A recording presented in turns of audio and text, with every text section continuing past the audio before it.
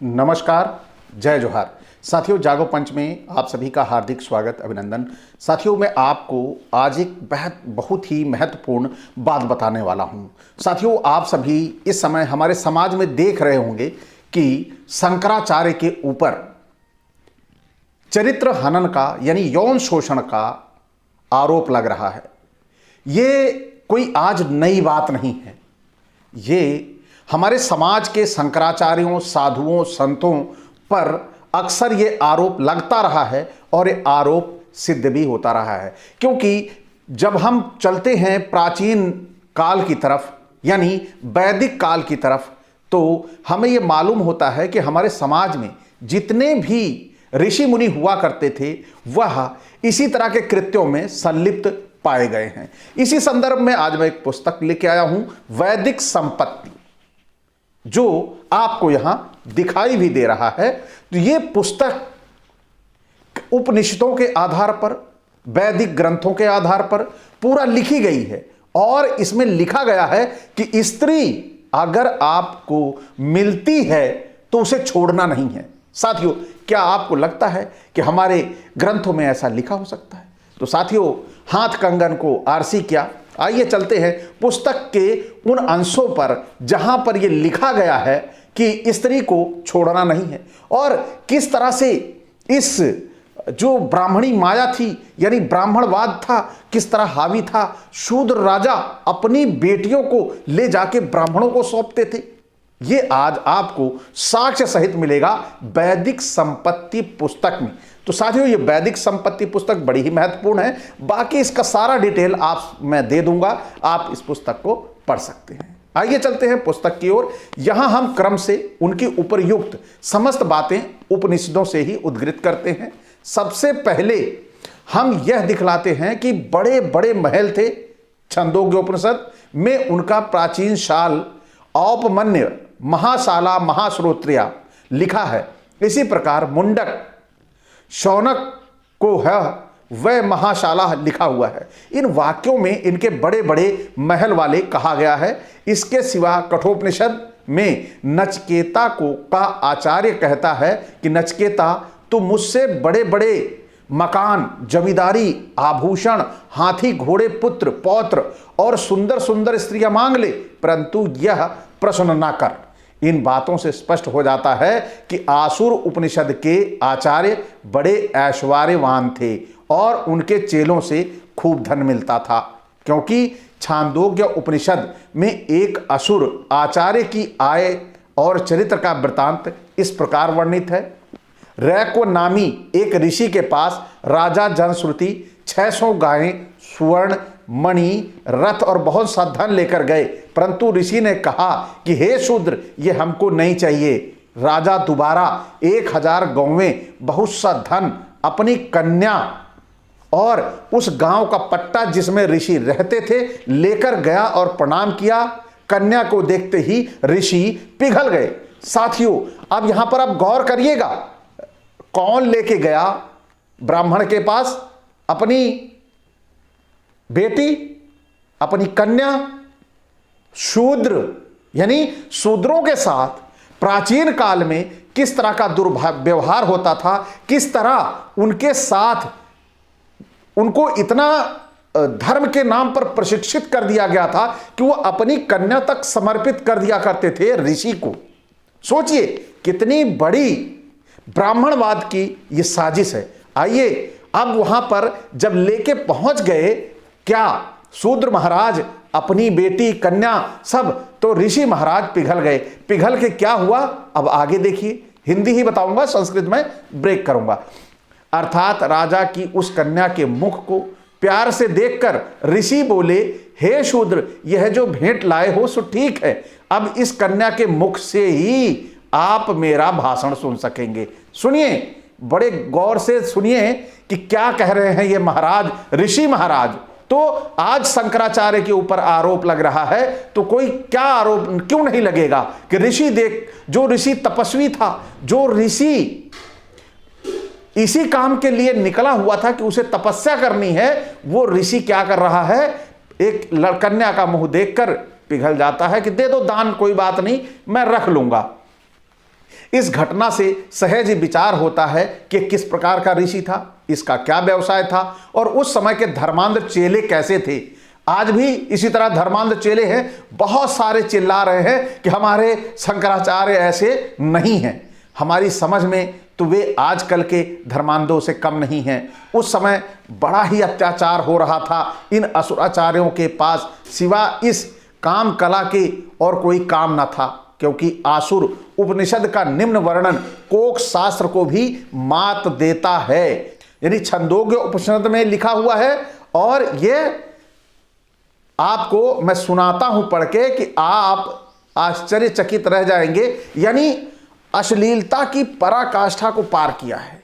यानी यूं समझिए, कोक शास्त्र पुस्तक जिसमें 86 आसनों का विस्तृत वर्णन दिया गया है जो संभोग के हैं, उनके बारे में उनको पीछे करते हुए ये उपनिषदों में व्यक्त है। क्या उक्त दोनों वर्णन एक ही भाषा में एक ही भाव व्यक्त करने वाले हैं। इनमें अश्लीलता की पराकाष्ठा है, इनका अर्थ लिखने में भी संकोच होता है। यानी जो ये वैदिक संपत्ति का लेखक है उसे इसका अर्थ लिखने में संकोच हो रहा है कि कैसे लिखूं, कलम शर्म आ रही है। लेकिन उपनिषदों में जो लिखा है उसमें शर्म उनको नहीं आई, उन्होंने लिखा है। क्या लिखा है? भाव यह है कि स्त्री अग्नि है, यानी जो महिला है, स्त्री है, वह अग्नि है और पुरुषेंद्रिय की समिधा है। स्त्री का गुप्तांग ही ज्वाला है, इसका आकर्षण ही धूम है, प्रवेश ही अंगार है, आनंद ही चिंगारी है और रेत ही आहुति है। यानी सेक्स का कितना, संभोग का कितना शानदार वर्णन किया है। ये उपनिषद हैं, ये उपनिषदों की बातें हैं।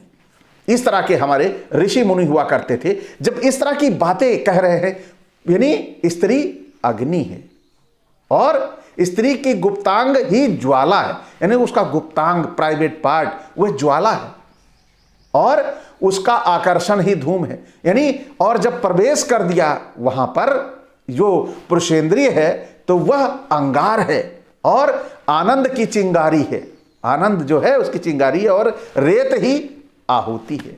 अब आप समझ सकते हैं यह भाषा हमारे ऋषि मुनियों की है। आगे इस वर्णन में यज्ञ के लिए बड़ी ही घृणित उपमा दी गई है। यह उपमा नहीं है, प्रत्युत वैदिक यज्ञों और कर्मकांडों की निंदा करके इसी प्रकार के यज्ञों का प्रचार किया गया है। इसी के लिए लिखा है कि यह विद्या ब्राह्मण नहीं जानते थे, यह तो यज्ञ की उपमा हुई। अब तनिक वेद पाठ की उपमा सुनिए। सभी जानते हैं वेद पाठ में सामगान का महिमा महान है, उसके गान की बहुत सी उपमाएं हैं, परंतु आसुर उपनिषद जो उपमा देता है और जिस सिद्धांत का उपदेश करता है वह महान अश्लील और भयंकर है। छांदोग्य यानी उपनिषद में लिखा है कि, अब आपको यहां पर सारा दिखाई भी दे रहा है तो संस्कृत का वह श्लोक भी है, अर्थात संदेशा भेजना हिंकार, संकेत करना प्रस्ताव, रति उद्गीत और प्रत्येक स्त्री के साथ मुंह काला करना प्रतिहार और रुकावट तथा वीरपात निधन है। यह वामदेव गान मैथुन के द्वारा समझाया गया है। इसमें हिंकार, प्रस्ताव, उद्गीत और समगायन की विधियां हैं। स्वर साधन, राग का आलाप, सरगम आदि जिस प्रकार प्रारंभ किए जाते हैं उसी प्रकार समगायन की विधि में भी हिंकार, प्रस्ताव आदि होते हैं। उनके साथ साथ, अब यहां पे सीधी भाषा में दिया गया है, उनके साथ साथ मैथुन, वह भी प्रत्येक स्त्री के साथ बलात्कार किस प्रकार पवित्र सामवेद को कलंकित किया गया है यह सहज ही अनुमान किया जा सकता है। इसके आगे फिर कहते हैं, संस्कृत का श्लोक है, मैं हिंदी में बता रहा हूं, अर्थात वो वामदेव्य गान को मैथुन में ओत प्रोत जानता है, वह मैथुनी होता है, इस मैथुन से संतान वाला होता है, सारी आयु सुखी रहता है, बहुत दिन जीता है, बड़ा धनी कीर्ति वाला होता है। इसलिए किसी स्त्री को न छोड़ना चाहिए, यही व्रत है। स्त्री को क्यों नहीं छोड़ना चाहिए, स्त्री को क्यों पकड़ लेना चाहिए, और वो भी किसी स्त्री को, यानी शादीशुदा जिस जो पत्नी है, पत्नी को तो आप इस्तेमाल ही कर रहे हो, लेकिन किसी स्त्री को नहीं छोड़ना चाहिए, यह हमारे उपनिषद कह रहे हैं। अब आप समझ सकते हो, जब उपनिषदों में ऐसी बातें लिखी गई हैं तो हमारे ये शंकराचार्य, हमारे ऋषि ये कैसे कंट्रोल रहेंगे, कैसे अपने आप को काबू में रखेंगे, जब कहा गया है कि किसी स्त्री को छोड़ना नहीं चाहिए। अब आप समझ चुके होंगे। इसका भाष्य करते हुए शंकराचार्य कहते हैं कि ना कांचन कंजद्यपि स्त्रियम स्वमातल्प, यानी समागम चाहने वाली जो अपनी सैया पर आवे तो ऐसे किसी भी स्त्री को ना छोड़े। अब भी कुछ शेष रह गया, हम नहीं कह सकते इसमें कौन सी विशेषता है और ब्रह्म विद्या में इसका क्या संबंध है, क्या उपनिषद में ऐसी बातें होनी चाहिए। इस पर एक टीकाकार ने ना कांचन परिहरेत का अर्थ यह किया है कि दंपत्ति परस्पर किसी को ना छोड़े, परंतु पहली श्रुति में प्रति स्त्री सहसेते, अर्थात प्रत्येक स्त्री के साथ सोवे लिखा है, इससे किसी को भी ना छोड़े। यह घृणित वाक्य पवित्र दंपत्ति प्रेम में नहीं बैठता। यह तो सारा वर्णन व्यभिचार के प्रचार का है, क्योंकि बृहदारण्यक में लिखा है कि संस्कृत में है, अर्थात व्यभिचारिणी स्त्री को यदि विधि से शुद्ध कर देना चाहिए।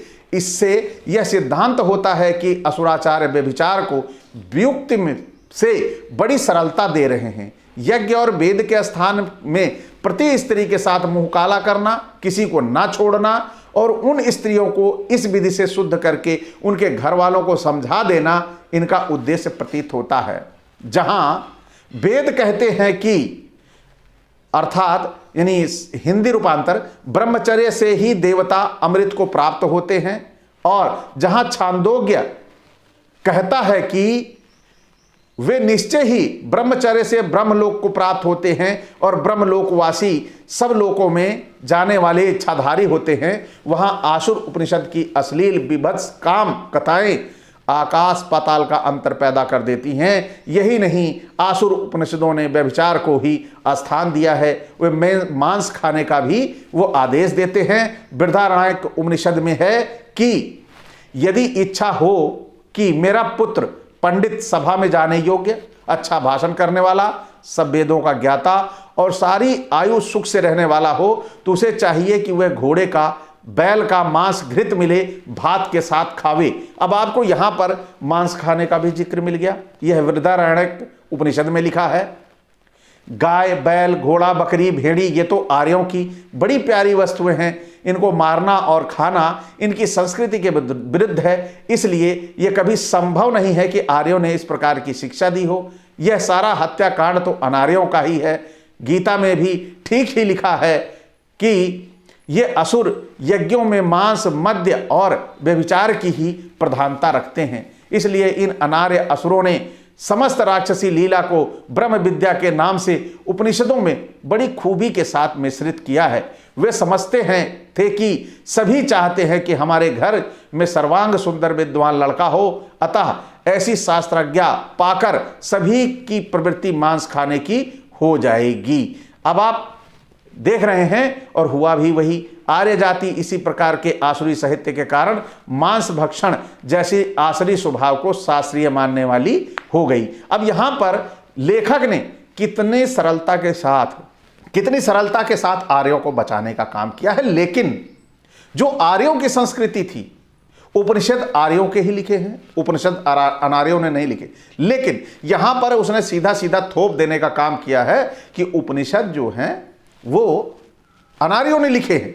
और क्योंकि अब जब सारी पोल खुल रही है, सारा जो ढका हुआ था वो खुल रहा है, तो अब क्या करेंगे? तो उसे बचाने के लिए उन्होंने ये सारा काम किया। अब आप समझें कि यहां क्या कह रहे हैं कि जो आर्य जाति इसी प्रकार से आसुरी साहित्य के कारण मांस भक्षण जैसे आसुरी स्वभाव को शास्त्रीय मानने वाली हो गई। यानी आर्य जाति जो थी वो अनार्यों के चक्कर में वो मांस मदिरा खाने लगी। कैसे?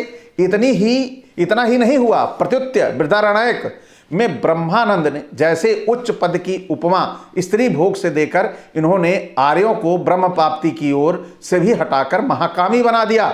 इसी प्रकरण के आगे लिखा है एतस्मिन् स्वप्रांते रत्वा चरित्वा, यानी बेहोश की हालत में सुषुप्ता में मनुष्य आनंद प्राप्त करते थे, क्योंकि जहां मांस हो व्यभिचार हो वहां सुरा होनी ही चाहिए। यही कारण है कि तैत्तिरीय ब्राह्मण में सुरा का स्पष्टीकरण करते हुए लिखा है कि यस्य पिता पितामहादि सुराम ना पिबेत स ब्रात्यः, अर्थात जिसके पिता महापिता आदि शराब ना पीते हों वो नीच है। अब आपको समझ में आ गया होगा कि इन ग्रंथों और उपनिषदों में क्या लिखा है। जिनके पितामह शराब ना पीते हो वो नीच है। अब इससे भी और आगे क्या सुनना चाहते हो।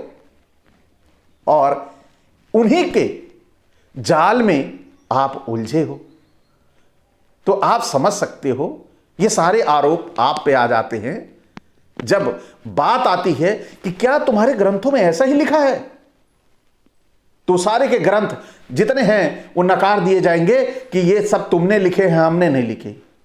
तो इन सब से बचने के लिए आप सभी थोड़ा जागृत हो जाइए। इस तरह के ग्रंथों में लिखा है तो आज के शंकराचार्य कहाँ इससे बच पाएंगे कि किसी भी नारी को छोड़ा ना जाए।